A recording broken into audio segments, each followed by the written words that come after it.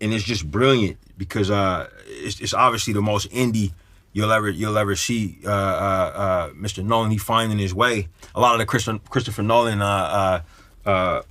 trademarks are here in this movie, so it's great.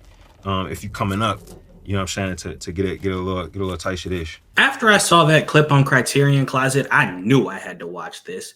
A Chris Nolan movie that Cougs is recommending that I haven't seen. I thought I'd seen all of them, starting with his first one, Memento. Turns out Memento was not his first film. He did one before that back in '98 called Following.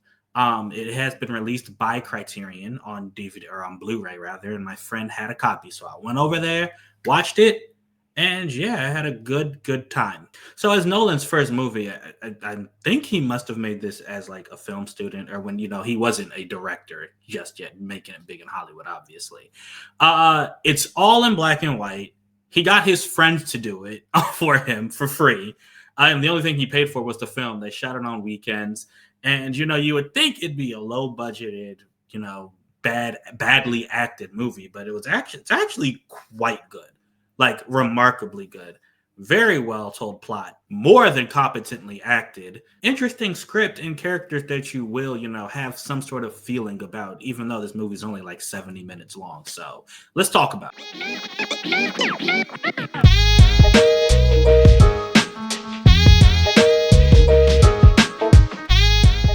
Yeah, so like I said, back in 1998, Christopher Nolan, a budding director, he made this movie called Following.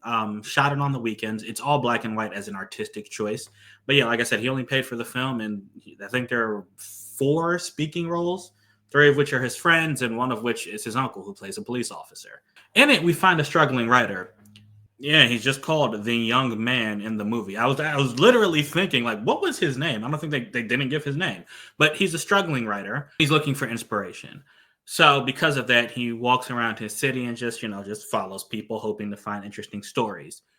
He finds one person and becomes unhealthily, is that a word? He grows an unhealthy obsession with this person, and starts following him. Turns out this person is a thief.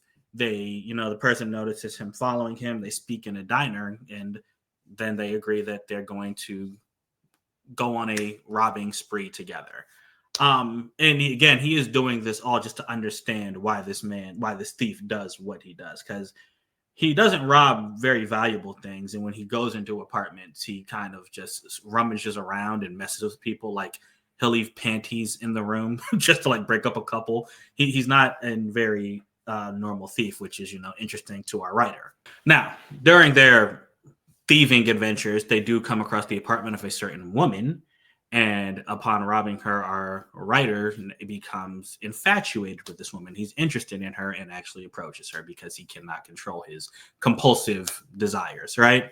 So that further complicates things. He's following this thief along as he robs, and one of the people they rob happens to be a woman that he likes. So I'm not going to give away too much more of the plot, because the movie does, kind of really take off from there.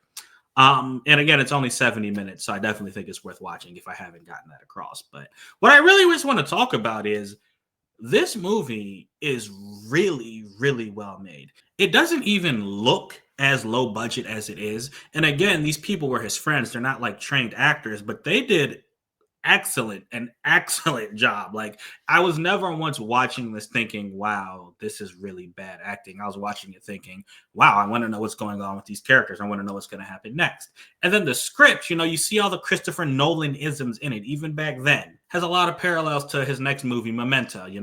There's, of course, the drama, the mystery, not really knowing what's happening until the end. And we have a main character who himself isn't really seeing like the whole picture. Yeah, it's really, really impressive. Like, I was genuinely impressed to see this movie. I don't really have much more to say about it. I really only wanted to make this video to talk about how good this movie was, given the fact that it was made so long ago during the weekends with basically no budget.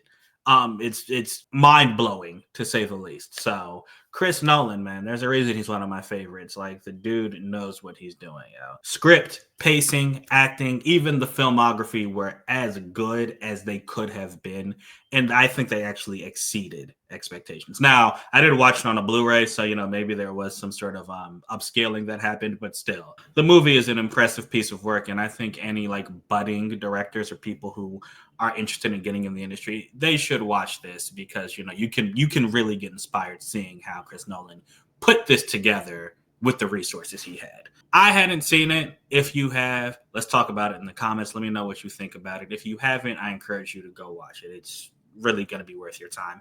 And it's super short. So, it's not even going to take that much of your time.